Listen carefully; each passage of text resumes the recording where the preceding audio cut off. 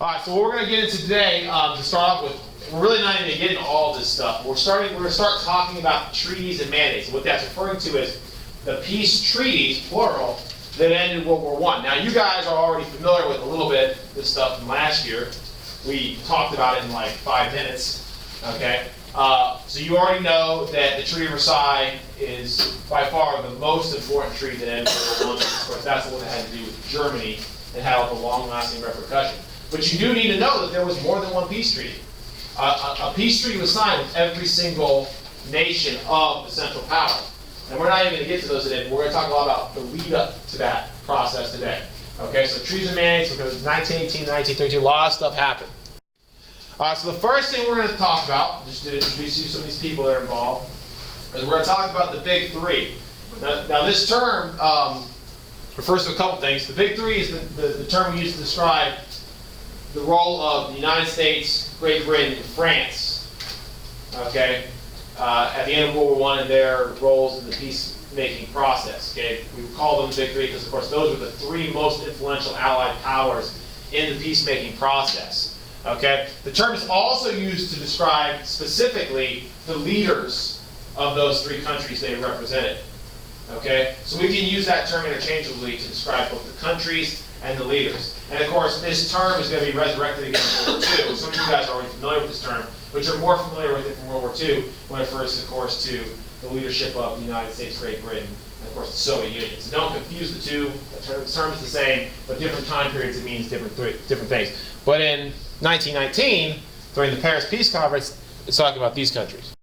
All right, so let's talk about some of the individuals involved with the Paris Peace Conference. When the Paris Peace Conference began, the person that most people turned to for guidance and leadership was the American President, Woodrow Wilson. You know, we had joined the war late. We joined the war in 1917. But right even from that point on, the United States was looked to as kind of a role model figure in the war and, of course, the peacemaking process. Now, Woodrow Wilson had these really lofty goals, which we're going to talk about in a minute. You know, when we joined the war, he was the one who said, this is a war not about victors, it's not about who gets what, who gets the spoils. This is a war about preserving democracy. So he actually, in that way, in 1917, he kind of changed the goal of the war from being a war that was being fought for who knows what, I mean, there's so many different reasons, to now being a war to preserve democracy. He really changed the entire direction. Now the question is, will he actually live up, okay, to that statement? Now, going into the Paris Peace Conference, Woodrow Wilson, like I said, he had very high, lofty ideals, and we're going to talk about those in just a moment.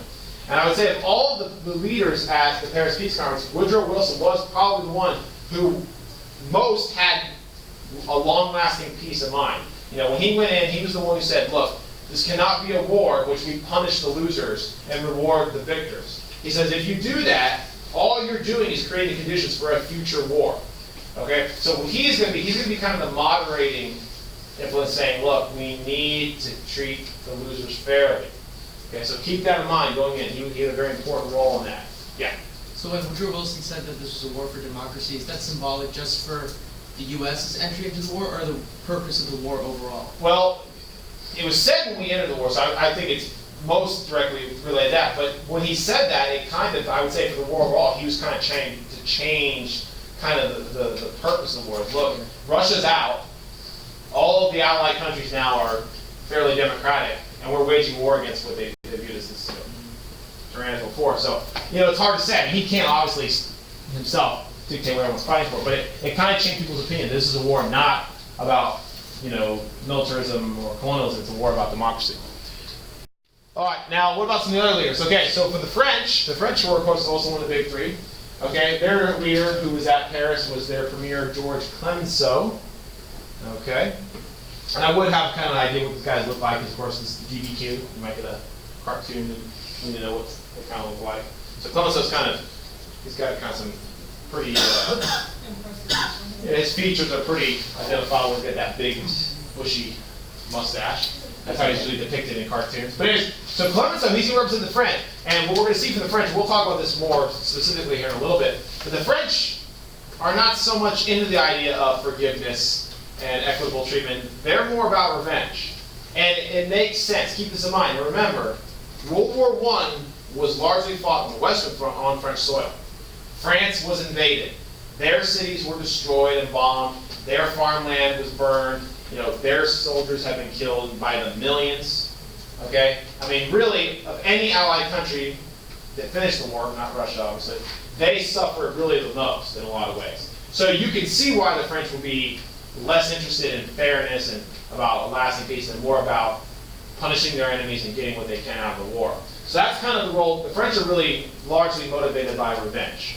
Okay? So it's kind of easy to recognize. I look at the United States, has the least feelings of revenge because, of course, we had the lowest amount of losses in the war. Okay? The French, who lost so much, were very angry and wanted revenge. And then kind of between the middle, between the United States and the French, you got the British. The British are kind of stuck in the middle. The British, yes, they wanted revenge, of course, because they had very high losses during the war. But at the same time, the British also have some good reasons to support, fair treatment to the Germans. We're going to talk about that here in a little bit.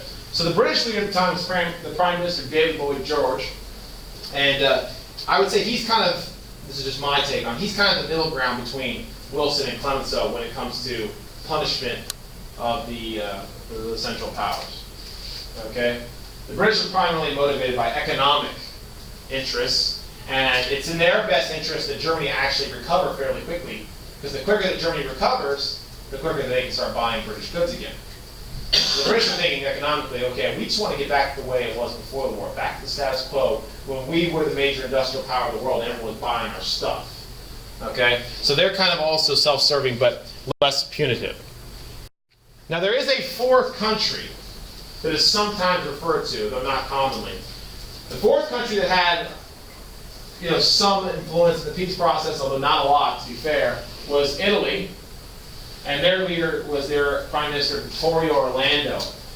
Italy, they are going to have some influence, but much less so than the other big three. So sometimes you see this referred to as the big four. When you include Italy, it's the big four. But we specifically refer to the big three because Italy had a lesser influential status at the peace process than the other big three members. Okay, and Italy and Vittorio Orlando were constantly complaining during the peace process that Italy wasn't getting enough say, wasn't getting enough of the spoils of war, so on and so forth. But because Italy had come in the war late and had been a former a former member of the Triple Alliance, they were often not considered to be as influential. Of course, their contributions to the war effort were small when compared to the other Allied powers. So that's why they get kind of left out of a lot of the proceedings. But we do have to mention them as well. Okay, so the first thing we're going to talk about, and one of the main things, we're not going to talk about much else today, is the 14 points. So when the United States entered World War I, and Wilson said this was a war to preserve democracy, right off the bat, Wilson said, look, there are 14 things we have got to do in this war, we have to achieve in order to preserve long-lasting peace in the world. So Wilson drew up these 14 points. The 14 points, the definition I would say is this is Wilson's plan for a lasting peace in Europe. But we drew these up, Wilson drew these points up before the war was even over. Okay, so when he came to Paris, and he became, of course, the first American president to actually travel to Europe. Okay, no other sitting American president had ever done that. When he did that, he was welcomed as this great figure who was going to solve the problems of the war. I mean, there was crowds, unlike anything I've ever seen, were there waiting in Paris for him, and he was welcomed. He was a foreign dignitary, but he was being welcomed as a hero. Because people really thought Wilson was going to have the answers. And of course, Wilson is going to do his best, but of course, he has other world leaders he has to deal with as well that are going to be kind of in his way. But the 14 points were his plan for peace. So he said, we have got to realize these 14 things if we want to have a lasting peace in the world. So what we're going to do now, okay, is we're actually going to go through all 14. Because I think it's worthwhile doing because you need to know. And you need to know what he's proposing, and then later on you need to be able to argue how much of these 14 points were actually realized. Because they're not all going to be realized. So make sure you know the 14 points weren't exactly necessarily achieved. They were simply proposed. Some will be achieved, some will not. So here's the first 5. I'm going to give you some time. You can copy these down if you want. You don't have to copy them word for word. So I'll give you a minute to do that. But then we're going to go ahead and we're going to talk about each one. And the first 5, in my opinion, are collectively the most important, with the exception of 14. I think 14 is very important. I think the first 5 are by far the most important because they're the most, overall, overreaching, broad topics.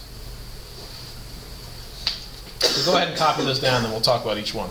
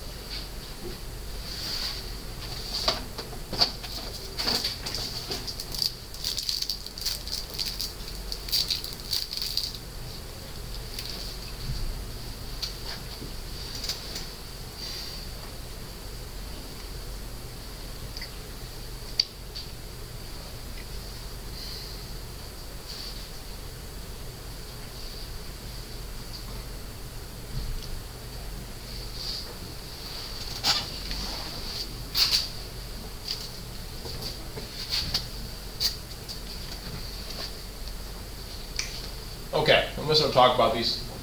So each one of these 5 is kind of designed at one of the major long-term causes of the war. You kind of look at it. I mean, if you look at the first one, open covenants of peace, openly ride that. That's a direct attack on the alliance system that existed prior to World War I. Wilson's saying here, look, this whole secret network of alliances and intertwined alliances, that's not good for world peace. We need to eliminate that. Okay. Number 2, freedom of the seas. There he's, of course, attacking efforts to restrict trade, the unrestricted submarine warfare that the Germans are waging, the British blockade, saying, look, if we want to have peace, everyone needs to have access to the sea. No one has the right to control the seas and who has access to them. The seas are international domain. Everyone needs to have access. And, of course, that would make sense because, of course, the United States, that's why we joined the war. We were being denied freedom of the seas. That's actually pulled us into a couple wars in American history. All right, number 3, the removal of economic barriers to establish equality of trade. Okay, there you can see Wilson. He's worried about capitalism, the future. What he's saying here is all countries need to eliminate any kind of economic barrier to trade. So, like tariffs, countries shouldn't, erect these huge tariff walls blocking foreign trade. He's actually promoting a reduction of barriers so that we have free trade between all the countries of the world. What he's actually promoting is a concept today we call globalization. It's the idea that everyone's economy should be interconnected and we should be able to trade across international barriers without any kind of impediment. Okay, so that's kind of him seeing the future. But it makes sense because this is a very laissez-faire capitalistic kind of quality. And of course, the United States was a capitalist nation, and we were looking out for the future capitalism. I mean, this is self-serving. We were, along with Britain, the greatest industrial power in the world. We were trying to ensure our future that, hey, we can trade and buy with everyone. The other thing you have to think about is, this is also kind of a reaction to what's going on in Russia. Russia's going through this revolution, which looks like it's going communist. Okay, you can kind of see the fear Wilson has. Okay, well, what does that mean for us? What does that mean for the capitalist nations of the world? We got to keep the world open to trade because it benefits us. So that's why he's doing that. Number 4 is real straightforward: reduction of armaments. We're trying to reduce the militarism that led to World War II. He's saying countries shouldn't have these massive standing armies existing at all times because it just encourages, the use of force. That's all countries, right? In theory. Let's see. We'll see what actually happens because it's hard to believe that everyone's going to lay down their arms, so that's a good point. Yeah. Wait, did it reduce the militarism that led to World War I and World War II? Well, in this case, it's going to happen after the war, so it'll be, what he's proposing would prevent a future world war. Obviously, since you all know there's a World War II, clearly not everything here is going to happen. Although, to be fair, we did see reduction of armaments after World War I, but it wasn't everyone, and it wasn't to the same degree. So it only works if everyone disarms. Okay? Now, 5 is by far the most complicated goal of Wilson's 14 points. It's the hardest to realize, and by far, of all his ones, it's the one that we really struggle with the most. Okay? So he says, an impartial adjustment of colonial claims based on the principle of self-determination. I have this underlined, because that is the key word. That's a vocab word. You need to know that. You need to be very familiar with that. So, what Wilson's saying is, what this is an attack on colonialism. Wilson's saying, the days of colonization and imperialism and dominating the world, empires, they've got to end. And he's not saying one country. He's speaking to all colonial empires. So this is very much as much an indictment of Britain as it is an indictment of Austria-Hungary. Okay? And what he's saying is, we have got to break up empires, and we have got to allow indigenous people to determine their future. If the Slavic people of the world want to form a Slavic country, they should be allowed to do so. Okay? If people living in the British Empire don't want to be part of the British Empire, they should be allowed the freedom to self-determine what their future will be. He's advocating the creation of new states based on the principles of the people that live there. This is very controversial. Okay? And it's very easy for Wilson to say this because, of course, at this point, America, we have an empire, sort of. We have kind of an empire. We played the game of imperialism, just briefly, in the late 1800s, early 1900s, we got into the game of imperialism. You know what I'm talking about, we have the Philippines and all that. But for the most part, our empire was relatively small, and we were not looking to keep it. I mean, we really didn't want to have all these territories, many of them. Before the Ottoman Empire, Austro-Hungarian Empire, the British Empire, this is a big deal. I mean, he's talking about ending their entire empire. So that's a controversial one that is going to be very difficult. The other problem is, well, how do you determine who the people of an area are? Because anytime, I don't care what you do, we're going to find this problem for one. Anytime you take a map and you just draw on it and go, okay, there's a country, you're going to include some people who don't want to be there. So unless you're willing to forcibly relocate them, which is disastrous, anytime we've tried to do that in history, it's basically been genocide, whether it's been the Trail of Tears or what's going on in Syria right now, right? The refugee crisis. Look how crazy that is. You're going to have problems. So it's almost impossible to make everyone happy all the time unless you're willing to somehow provide the means for people to go where they want, which you can't do. So that's, point 5 is going to cause so much trouble in Paris when they discuss this, because no one can agree on who deserves what land and where they're going to live and all that stuff. And it's still a problem we have today. Okay, now points 6 through 9 are all kind of on the same theme. They're all about basically restoring land to whoever once had it before. Okay? I would say, I would like you to know these to some degree. And when I say I want you to know them, I said in the other class, I don't expect on a quiz for me to go, hey, what's point 7? And you go, oh, point 7, and you just rattle off. You don't have to do that. But I do expect you to know the points. Like, so if I said, describe the 14 points, I would expect you to be able to specifically mention things that were said in them. It would be nice if you knew a couple of them by their number, like you knew point 14 was this and that, but whatever. Okay, but you do need to know these. You need to know in general what they're saying, but you should also know some specifics, okay? So anyways, all of these points have something to do largely with land going back to who it should belong to. Okay, so just collectively, I'm just going to go through this real quick because I don't want to spend too much time on it. So point 6 is about giving Russia, well, sort of, restoring Russian territory. Now, does that mean giving the land right back to Russia? Turns out, no. It just means not giving it to whoever took it, in this case, Germany. So remember how in the Treaty of Brest-Litovsk, Russia gave Germany all that land? Well, what Wilson's saying here is that land cannot be had by Germany. Germany can't take land by force. We need to do something with that land. Altering that land needs to either be, subjected to self-determination or given back to Russia. But in this case, not giving it necessarily directly back to Russia. It's independent determination. See, Wilson's already thinking, maybe I don't want to give this land back to Russia because we don't know what they're doing yet.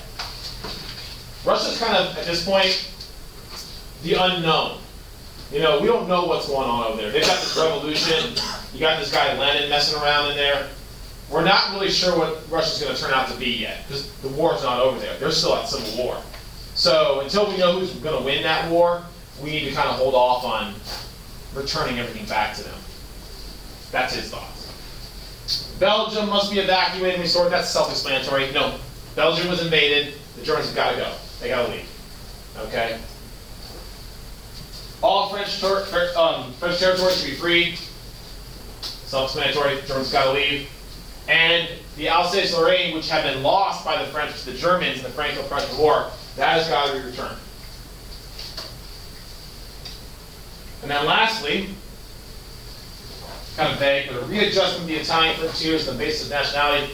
In other words, shifting around the borders of Italy on the basis of national identity. If Italians live there, it should be Italian territory. Okay? And vice versa. So anyways, what he's saying here is, look, land has got to belong to who it originally belonged to. You can't take land by force. That's a precedent we have to avoid. When you start giving away land that's been awarded by force, you're actually encouraging future force. Okay? So anyways, that's that.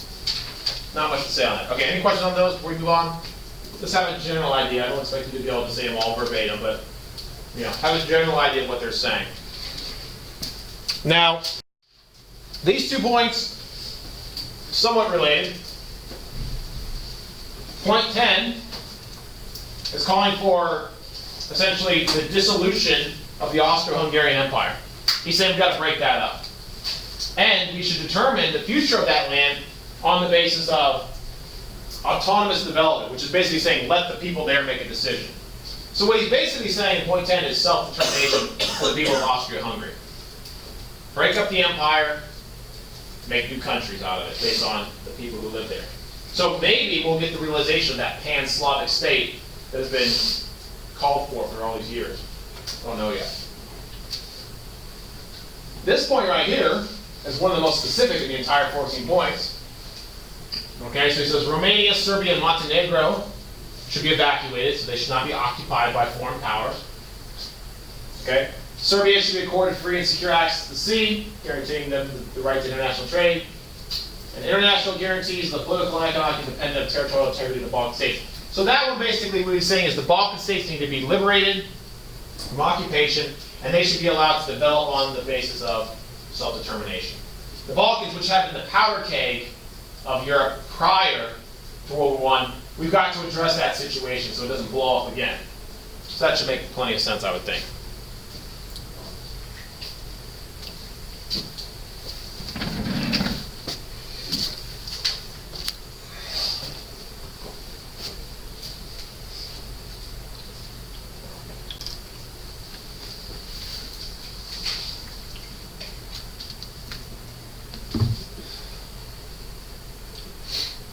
All right, any questions on those? Almost done. Let's finish up. All right, the last 3. All right, so point 12, kind of like with the other one, it calls for the breaking up of the Ottoman Empire. So Turkey should be allowed to maintain itself. Okay, Turkey should remain Turkey. But the rest of the Ottoman Empire should be allowed to develop on accordance of self-determination. So Turkey can stay, but the rest of the Ottoman Empire, particularly those Arab states, they need to be able to develop on the basis of their own people, choosing their own future. So what this means is what we're going to eventually see is from the Ottoman Empire, we're going to see the establishment of new states like Iraq and Syria are going to be carved out of former Ottoman territory. Point 13 calls for the establishment of an independent Polish state with access to the sea. So Poland, which if you looked at a map of Europe in 1914 when the war broke out, there was no Poland. Poland as its own separate state did not exist. Now, historically, there had been a Poland. There had been a Polish kingdom in the past, but it was gone. It had been absorbed by other countries. What Wilson is saying is that we have all these Polish people, they need to have their own country. That country needs to be restored. So he's calling for the creation of, it's the only time in the entire 14 points that he actually specifically say, this is the country we need to create. All the other ones he's kind of hinted at, but he's saying we need to create this. And not only do we need to create it, we need to give it access to the sea. Now you might say, well, that just seems like kind of a throwaway statement. That's actually become a very controversial aspect of the peace process, is if you give this new country of Poland access to the sea, what it means for other countries, namely Germany, is going to cause some problems. So we'll keep that in mind. And then lastly, by far one of the most important points, if not the most important one, arguably, is point 14. Point 14 calls for a general association of nations must be formed with the purpose of affording mutual guarantees of political independence and territorial integrity to great and small states alike. So what he's saying here is we need to create an organization whose purpose is to protect countries, big and small alike. It will give a voice to all countries, and not just the big ones, but even little tiny countries will have as much say in this process, in theory. Okay? So who's going to defend these small little tiny countries? That's what this whole organization is all about. So I'm sure most of you already understand what I'm talking about. Yeah? Is this Article X? No, Article X is actually later on. That's the American government's. It's the part of the peace process. Okay, so when they actually do sign the treaty, when the treaty is made and they include the League of Nations, this is the League of Nations, obviously, right? Yeah. When they do create the League of Nations in the covenant, which is like the covenant of the League of Nations is like the Constitution that makes the League. In that, there is something, Article X, which says that all the countries have to come to the aid of the League. So that's what the American Congress is going to oppose. So this is not Article X, but the League of Nations will lead to Article X. Okay, it hasn't been created yet. And remember, this is 1917. There's no League yet. He's proposing the League. We don't know what the League is going to look like. We don't know how it's going to operate. We don't know anything about it. All we know at this point is Wilson is saying, look, there's got to be something. We've got to have an international organization to keep the peace if that's what you guys actually want. Okay? So he's advocating that. And that's by far the most radical of all his plans because this has never been done before. Today we take it for granted. We have the UN today, we had the League, but this had never been done before. So this is a pretty lofty goal. Okay, let's finish up with the actual explicit aims of the victors. So we're going to go through each country, starting with France. Now France, as I said before, they were the most, they had the most feelings of revenge, and they had the most demands. Okay, so the French aims were they wanted to prevent German recovery. They wanted to keep Germany weak, and they wanted to do that by putting war reparations on Germany, making them pay for the war. They wanted to redraw frontiers, seizing land from Germany. They wanted to limit the size of the German military, and they wanted to exclude Germany from any League of Nations that was created. So France really wanted to punish Germany. They wanted to strip them of their land, their military, and even fine them, basically. They wanted Germany to pay the French war debts. Now, specifically, the French also wanted some, spoils of war. They wanted to reclaim the Alsace-Lorraine, which they had lost in the 19th century. They wanted to annex the German territory of the Saarland. The Saarland was a very coal-rich area of Germany, and the French wanted to steal it, basically, because they wanted the coal there. They also wanted to annex the Rhineland. The Rhineland was Germany's western border. The French wanted to permanently seize that. Okay? And they wanted to restore Belgium, like many countries did, and they wanted to see the establishment of an independent Poland and Czechoslovakia, which would be countries to the east of Germany. Okay? So you can see there, the French have a lot of aims here. They want to be rewarded. They want to be compensated for their losses in the war. They want to be compensated with land, money, okay, and then they want to perpetually keep Germany weak so that Germany can never again threaten them. And you have to look, we really have to put ourselves in the French shoes. The French had just been invaded and almost defeated. In some ways it's almost a miracle they were able to hold out for as long as they did. So the French have every reason, they share a border with Germany. They have every reason to be scared. If Germany was to ever militarize again, they would be at threat. So they want to keep Germany weak so that they can never again threaten their border. Okay? Now, let me show you a map here. Now, this map actually is going to show you what's going to happen. I don't want to get into what happens yet, because right now we're only talking about what they wanted. But let me just show you what they wanted. What the French are asking for is this. The French are asking to have, first of all, they want land that had been previously taken from them restored, which is the Alsace-Lorraine. They want to take the Saarland, which is this region right here where all the coal is. They want to steal that permanently. They want the Rhineland. This entire stretch of land right here is called the Rhineland, right along the Rhine River. The French want to just annex that permanently. They want to take it away from Germany. What? Because it's more land, more resources. It also, by seizing German territory, it weakens them and ensures that any future wars will be fought not on historic French soil, but on German soil, even though it belongs to them now. Okay? And then that last part was they want to establish, over here, they want to establish a new state. They want to create Poland, and they want to create Czechoslovakia. And I want you to notice, look at the orientation here. They want to create countries to Germany's east. Why are they doing that? So you kind of draw them away. They're trying to keep them contained, right? They're trying to keep Germany surrounded by enemies. Now, before the war, they didn't need Poland and Czechoslovakia because who could they rely on over here? Russia. Well, we can't rely on Russia anymore. We don't know what Russia is yet. Russia is in limbo. No one knows what Russia's going to be. So now that Russia's out of the picture, France is like, look, we've got to create allies out of what's there. So they're going to create Czechoslovakia and Poland out of largely German and Austrian-Hungarian territory. Is it any surprise that when World War II breaks out and with Hitler, what does he go after? He goes after Czechoslovakia. He goes after Poland. And then, of course, after he's got everything back he wanted, he turns attention back on France. Okay? So you're going to see how all this is interconnected. This is what they want. All right, Britain. Britain's kind of in the middle. Now, Britain, here's how I look at Britain. The leaders of Britain were pretty rational. George was a pretty rational guy. But the people of Britain, not as rational. They were calling for blood. So here you've got the leader of the country who's trying to preach, moderation. But then you've got his citizens saying, no, let's punish, let's take as much as we can. So, at the end of the day, leaders are beholden to their constituents. At least in theory. So Britain's primary goal here, at least the leadership standpoint, is they want Germany and the rest of Europe to go back to the way it was. They want Europe to go back to stability and prosperity so that the British can sell to Europe and make money. Britain's economy is based on manufacturing and selling those products to other people. Well, how is Germany ever going to be able to buy British products if they are made destitute through heavy war reparations? They're not.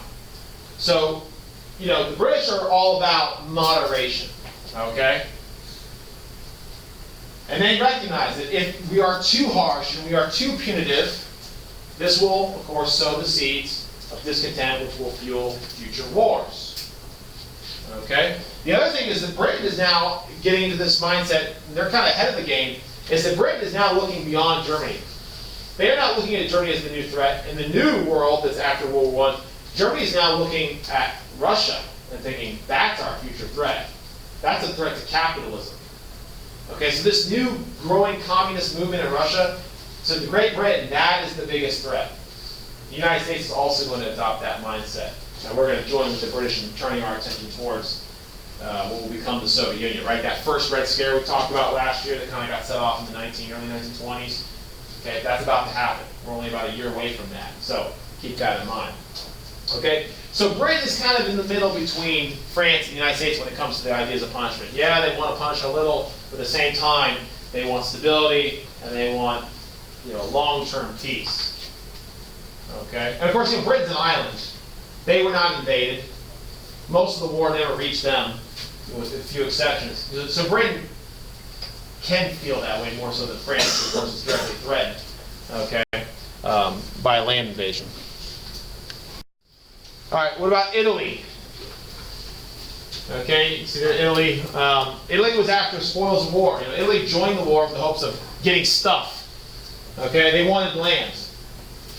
Okay, and when Italy joined the war in 1915 in the Treaty of London, that was the treaty that brought them in, essentially, they were promised that they would get land. The problem is that now it's 1919, and the 14th point says awarding land to people who don't share a similar ethnic background, that's wrong. That's not self-determination. So the problem is if we award Italy land, we're actually going to defy the spirit of the 14 points. So what do we do there? I don't know yet. Okay? But Italy is looking for land because they need to offset the cost of the war. The war was very expensive. They had a lot of debt for Italy. Italy's struggling to recover. They need land and colonies to offset their wartime losses. The problem is the Allies don't really care too much about Italy. Italy did not bring a whole lot to the war. They weren't a major, military contribution. They were late to the war, joining in 1915, and they were a former member of the Triple Alliance, the bad guys. So people still kind of said, well, joined us just because you thought you could get stuff out of it. We don't really care what you want. Okay, they cared in 1915 when they joined, but then by the end of the war, they had quickly forgotten that. Okay, so Italy was continually treated as a lesser power and not given as much influence. And of course, Orlando was constantly mad at the other leaders because he was being, in his opinion, slighted. He said, what about me? When am I going to get my land? When am I going to get this? When am I going to get that? And they kept saying, no, we'll take care of you later. And they never did. So Italy is going to fall on hard times. Eventually there's going to be a revolution in Italy in which the leadership there is run out and a new leadership, fascist regime is created under Benito Mussolini. Okay, not surprising that that happens. Okay, one last slide, we're done. Who was not involved? Okay, well, all the members of the defeated Central Powers were not involved. They were not included. They got no official say. Yes, they were there, but basically they did not know what the treaty said until it was handed to them, and they were asked to sign. What if they didn't sign? And then the war would resume. Yeah. And at that point, it really wasn't much of an option. Okay, so the Central Powers did not actually have an official role in determining the outcome of the peace treaties. They're going to be left out. Russia, one of the most, the largest, most powerful countries in the world, was completely left out. Almost every country in the world was represented at this peace process, but Russia was left out. One, they had quit the war, and two, the fact that they were in the midst of turmoil and looking to go communist. Many of the Allied countries said, we don't want you here. So Russia is going to be very angry because they see this as a conspiracy against them. They see this as the capitalist nation of the world trying to alienate the only communist. This is the only communist nation in the world at this point, and they're not even officially communist because they're still fighting a civil war internally. So they're going to be mad. Of course, that's the only bitter feelings of resentment. And lastly, as I already mentioned, Italy was relegated to a secondary power role, so they did not get as much say. Okay, so really the only countries that had much of a say in the outcome of the peace process were the United States, France, and Britain. Those three countries decided the fate of most of the world. All right, so what we're going to look at today, and the only thing we're going to look at today, okay, is we're going to go through the Treaty of Versailles. We're going to kind of look at the individual components of that because, it's fair to say that the Treaty of Versailles was by far the most important of the peace treaties because it dealt with Germany. And, Germany gets special attention, and of course it's more severely punished than the others, although the others are punished. They are. But, because Germany had been the greatest threat prior to and during World War I, of course there was the most resentment for Germany. Now, the other reason why Versailles gets so much attention is because the conditions that we now know that Versailles creates obviously lead to hardships in Germany, which ultimately paved the way for the establishment of fascism there, and of course the Nazis, Hitler, and of course World War II. So it's very important that we understand Versailles, because Versailles is the prelude to World War II. So we really have to understand everything that was happening. So you need to know this in great detail. Obviously, I want you to know all the treaties, but if I had to really stress which one to know the most, Versailles. If on the exam you were asked to discuss the conditions of one peace treaty, you should choose Versailles. It is the one that has the most, relevance to everything that goes on in world affairs. All right, so let's first talk about this. Responsibility for the war. Now, you don't have to copy down that quote up there. But anyways, one of the big issues with the peace treaty was, the Allies wanted the defeated Central Powers to admit guilt. And ultimately, they all will admit guilt to some extent. Part of them accepting the peace treaty was admitting guilt so that we could then, this was key, you had to get the defeated powers to admit guilt because admitting guilt then made the rest of the treaty possible. By admitting guilt, it negated any later attempt by the Central Powers to reject conditions put upon them. Yes? Why did Germany get the war when Austria-Hungary declared war on Serbia? And when they kind of knew that they were going to bring... What are you asking me again? Why did Germany get the blame? Well, everyone got the blame, but Germany got more blame because it had nothing to do with the cause of the war. It had to do with, and Germany did help cause the war. Let's make that clear. They created the conditions prior to the war. I mean, there's no doubt that the immediate start of the war is largely because of Austria-Hungary and Serbia, right? But we can't just look at it. We have to look at the long term. Germany is the one who really kicked off the arms race in Europe, and of course, because they caused the most death and destruction, because they were the ones who invaded countries that were neutral, they got a lot of hate. Okay, so they did deserve some blame. There's more blame to go around. It's unfair to say that the Germans were the only one, but they accepted the majority of the blame. But every country, every defeated Central Power did have to accept blame. So Germany, don't misunderstand this. Germany was not the only one accepting blame for the start of the war. Everyone did. By accepting blame, though, it now meant that the Allies could basically dictate other terms on them because they were now, by their own admission, guilty. So there you see it. Included in Versailles was what they call, they're going to call it the War Guilt Clause, but I'll let you look at there. It says the Allied and associated governments affirm that Germany accepts the responsibility of Germany and her allies, so there they are, for causing all the loss and damage to which the Allied and associated governments and their nationals have been subjected as a consequence of the war imposed upon them by the aggression of Germany and her allies. Okay, so that War Guilt Clause, as it's called, is very important because it paves the way for everything else that is to come. It was the first kind of sticking point. The Germans said, we don't feel this is our fault. We really don't, want to sign this, but ultimately they're not going to have a choice. Okay, so that is a pretty big deal. And of course, for the next 20 years, that War Guilt Clause is going to kind of really, upset the German people, and the generation that grows up under Versailles are going to, be angry and want to eventually seek revenge for what they were forced to accept. Okay, now the next big one was reparations. Reparations, okay? The Allies wanted to make the Germans pay for the war. Okay, particularly France and Britain wanted to be compensated for the destruction and the costs associated with World War I. And they turned to Germany. Other countries will pay reparations, but Germany got hit the hardest. Okay? And as this cartoon kind of indicates, France was really the most vocal supporter of war reparations, saying, look, you've got to pay. In fact, this cartoon is actually kind of paying homage. There was, at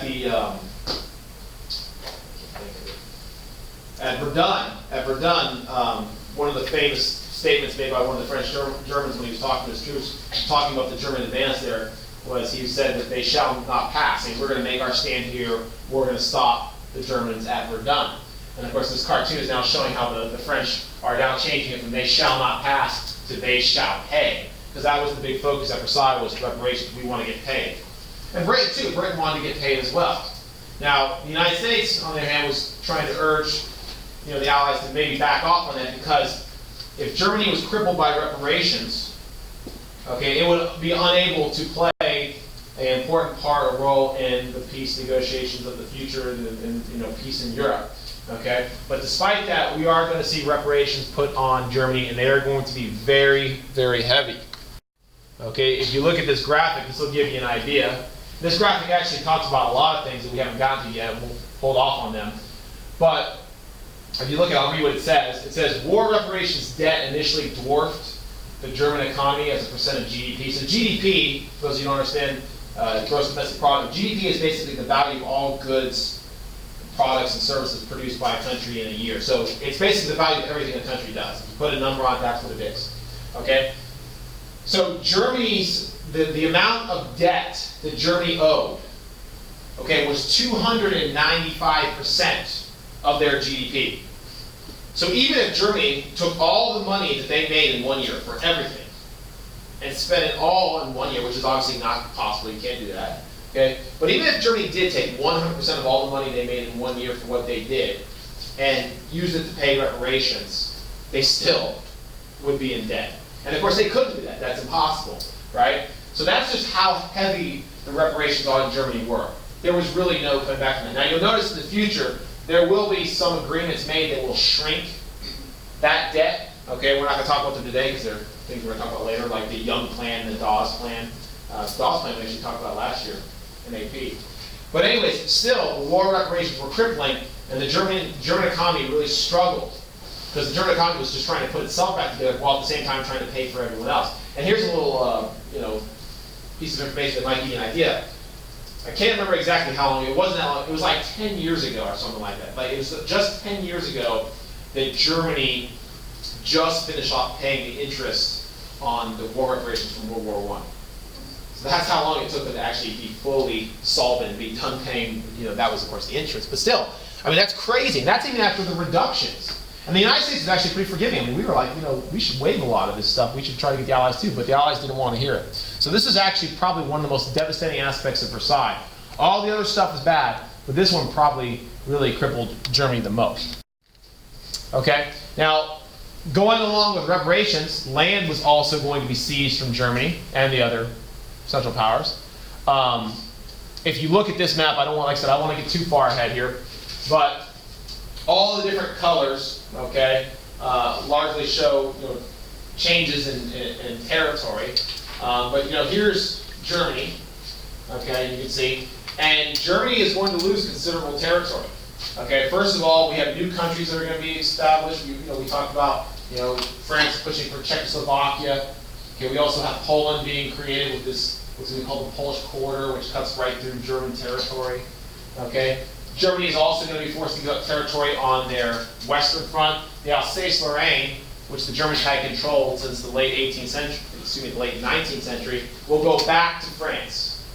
Okay, and while they're not going to permanently lose some other territory like the Rhineland and the Saarland, Germany is going to lose the rights to their economic interests there for a period of time. France is actually going to seize those resources. So Germany not only gets hit with war reparations, it gets really hit hard by land redistribution and things like that. Okay, so Germany's not going to do too well here. Okay, now this kind of zooms in on what we were just saying. Now, one of the big issues was we get the creation of a new state of Poland. Poland is created out of World War I. Land seized from defeated Central Powers is now used to reestablish what was once the Kingdom of Poland. Okay, so all these ethnic Poles who had been living under other empires are now going to get a homeland as part of that whole drive towards self-determination for indigenous people, right? The issue was Poland, in order to give them a chance, a fighting chance economically, needed to be given access to the sea so they could do trade. In order to get access to the sea, a corridor had to be cut through Germany, separating Germany as a whole from a German province called East Prussia. Okay? And the port city of Danzig became a it's not united, a League of Nations mandated city where it's going to be under the control of the League of Nations. But anyways, that city is also going to be largely lost from German control. So this whole idea of the Polish Quarter, this really did not sit well with the Germans, because not only had they lost land, now they were even separated from their entire country by this Polish Quarter. So that was one that probably was not thought out that well, but it was done with the good intention of giving Poland a fighting chance economically in this new post-World War I world. All right, so here I have the text. There's some other stuff up there. So this is what happened at Versailles. So one of the things we had to talk about was, what about all that land that Russia gave Germany in 1917 as a result of the Treaty of Brest-Litovsk? That land would not go back to Russia. Russia will not regain that land. This is largely because Russia is not a part of the peace process, and of course Russia is now in the midst of turmoil, and no one knows what's going to happen there, so we didn't want to see that land go back to a potential enemy. So instead, new states were carved out of that land. We get the Baltic states, as they're so called. So new countries, Estonia, Latvia, and Lithuania, were carved out of that former territory lost by Russia to Germany. So in addition to Poland, which we just mentioned, and Czechoslovakia, okay, now we've got these territories. Now there were other geographic conditions put on Germany. The second bullet point is a big one, especially when we talk about it in light of World War II, which is approaching. Specifically written into the treaty is the fact that Germany was forbidden from ever uniting with Austria. These two countries share a common culture, heritage. The fear was they had been allies in World War I. They might want to unite again in the future. That we wanted to see that prevented, so that they would not have the strength that they once did. So legally, Versailles forbid Germany from ever uniting with Austria, which is a condition that is referred to as Anschluss.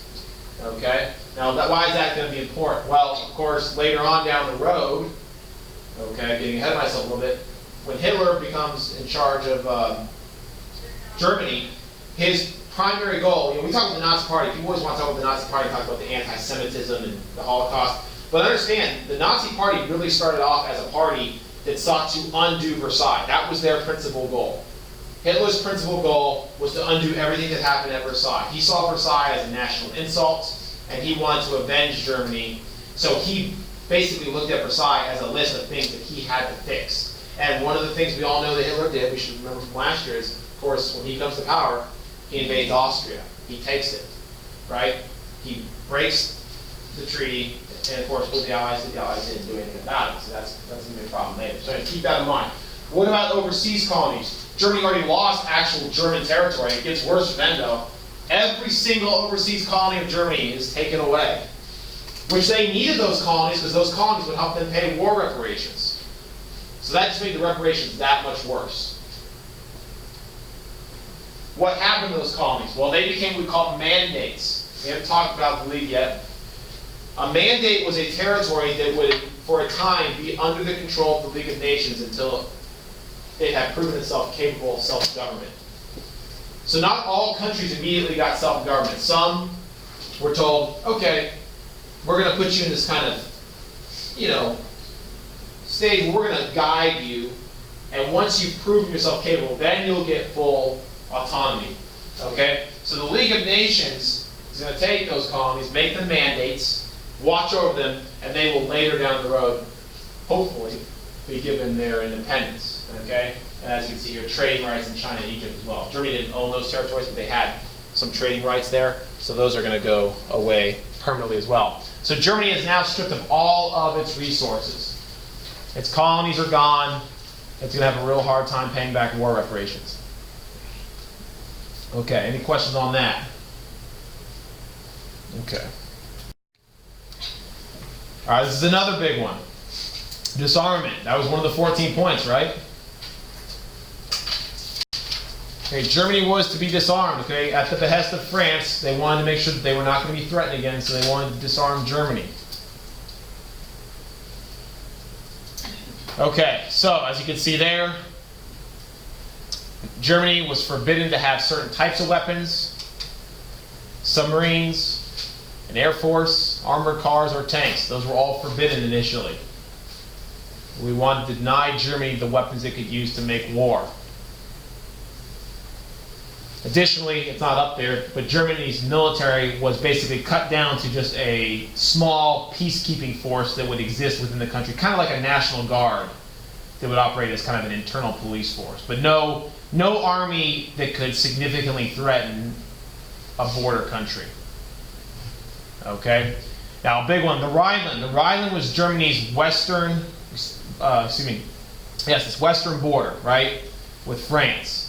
That territory, which France had won, they're not going to get it. But instead, what they get is the Rhineland is demilitarized, which means no German troops are allowed to be positioned in the Rhineland, which means Germany's entire western border is now unprotected. Now, why was that important? Well, France, by pushing for this, is ensuring that if there is a future war, if there is a World War II, France is determined not to fight this war on French soil. Instead, they would like to fight it on German soil. And by demilitarizing the Rhineland, it all but ensures, if there is a future war that's like World War I, it has to be like World War I now, trench warfare, it will be fought in that Rhineland. The French will engage the Germans on their own soil, thus protecting French soil and French cities. Okay, and then lastly, German conscription was also banned. The Germans were not allowed to conscript and, once again, put together an army. Yeah? They also occupied the Rhineland? They did occupy the Rhineland for a period of time. And yes, they did. It was not permanent, but yes, there was a temporary period where they did that. Now, once again, just so you know, this is important because not only did it cripple Germany and its ability to, maybe challenge any other ones, but of course later on when we get in the 1930s, once again, with the rise of fascism in Germany, one of the first things that the Nazis are going to do, secretly at first, is they're going to rearm. Okay? Because, of course, everything else that the Nazis wanted to do was conditional upon having the force to back it up. So all of this stuff was outlawed, and the Germans were forced to accept this. Okay, now when the Germans finally were presented with the treaty, and that's how it was, the treaty was written and then it was presented to them. The Germans had no real say in the actual writing of the treaty. The treaty was dictated to them. So it came as quite a surprise that when the treaty was finally delivered, they saw just how punishing this was. And the initial reaction by the German delegation was to reject the treaty. However, Rejection of the treaty would have then led to the resumption of hostilities and war. And at this point, the Allies had basically taken back land and were in a position where Germany could no longer fight. Germany really did not have a choice at this point. They were pretty much stuck between a rock and a hard place. So anyways, you can see from this cartoon, the German public was outraged. They were absolutely outraged by the treaty. There were huge mass protests in which many people urged their government to reject the treaty, even though they knew that it might lead to the resumption of hostilities. So you need to look at this cartoon. You might see this cartoon again. There you see it. It says up there, "Peace and future cannon fodder." And there you see the leaders of the Allied leaders leaving Versailles. And over here in the corner, you have this child crying. And above the head it says 1940 class. You see the peace treaty at the child's feet. And down here it says, "Curious, I seem to hear a child weeping." One of the Allied leaders, Clemenceau, is surprised to see this weeping child. Okay, so this child represents, of course, the German public and how they reacted when they saw Versailles. Okay, they were very, very upset. And of course, look at this, the 1940 class. What is that? This was 1919 when this treaty was presented. What's the 1940 class? Yeah? The kids that are growing up in that period? It's the kids who will come of age under Versailles. The kids will be becoming adults. Okay? Under Versailles are the ones who are going to be most damaged by it. Imagine the kids being born that year who are going to grow up in a Germany that has no power whatsoever. It's financially wrecked, all that stuff. And, I mean, think about this. What year did World War II start? 33. No. 39. Look how, I mean, this cartoon really gets it.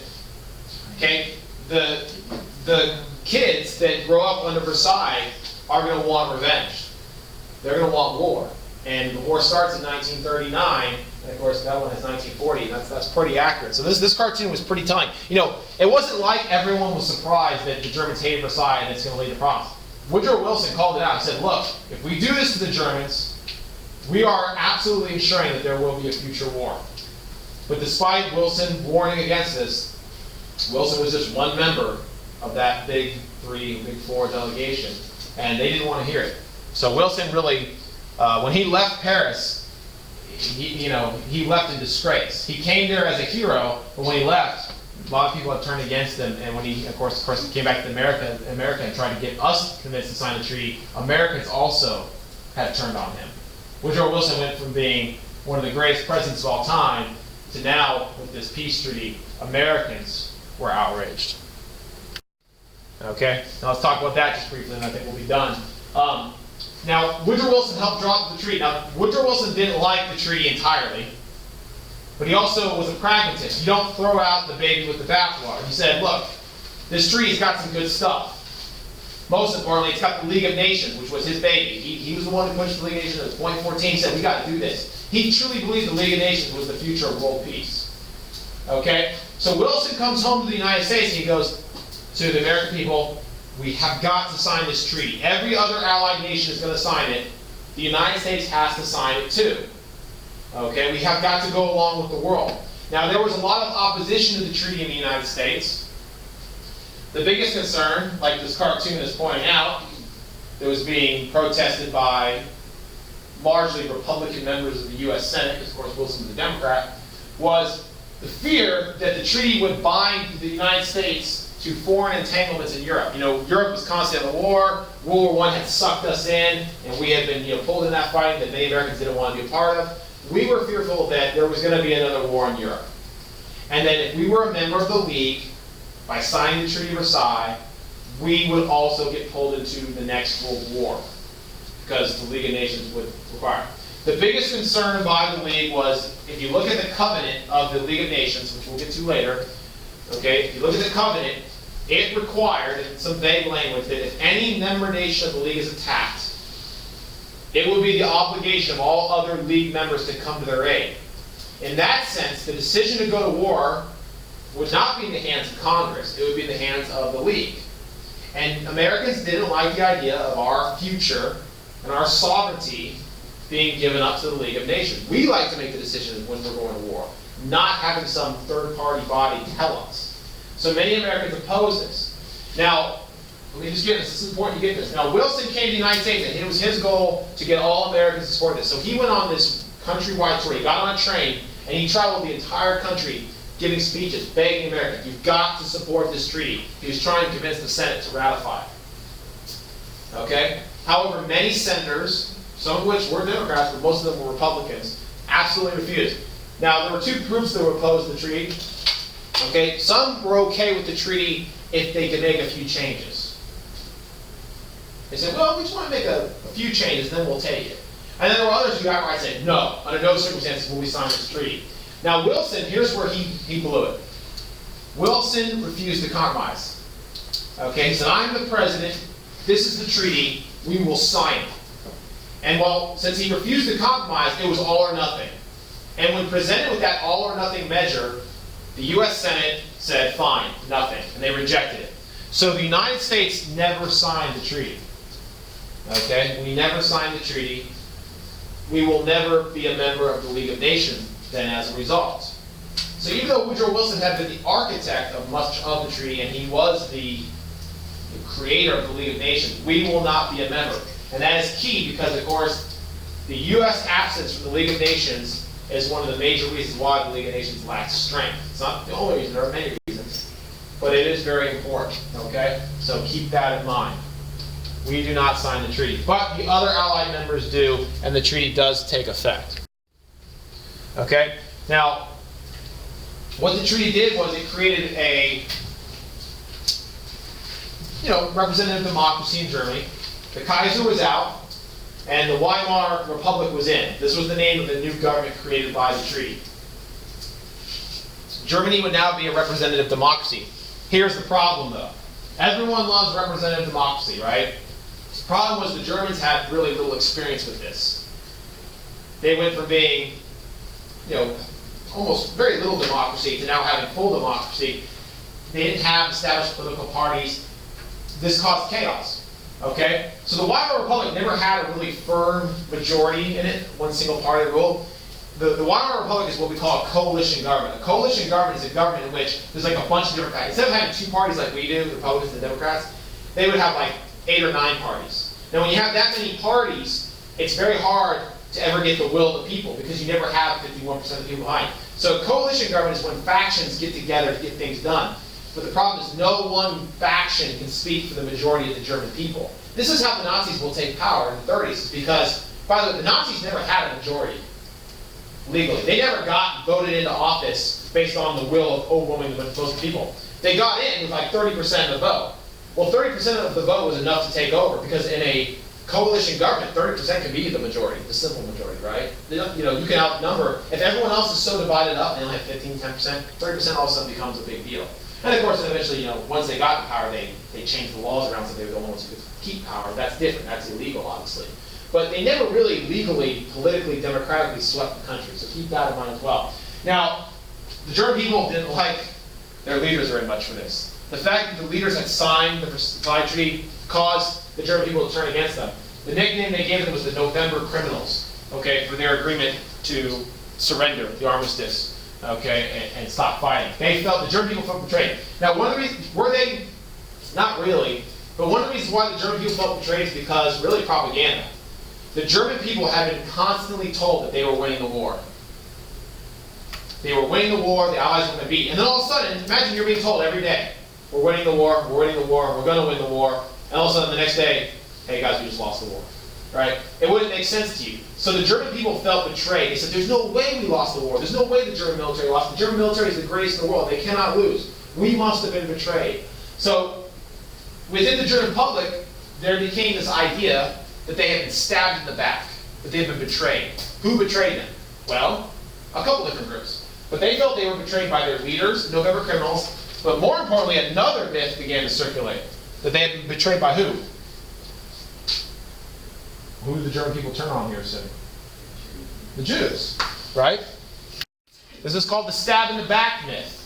The stab in the back myth was this myth that started in Germany and began to circulate after World War I, that the Germans had never lost World War I. It's kind of like with the Confederacy in the United States War. We didn't lose the war. Rather we had been betrayed. And who had betrayed them? Their politicians.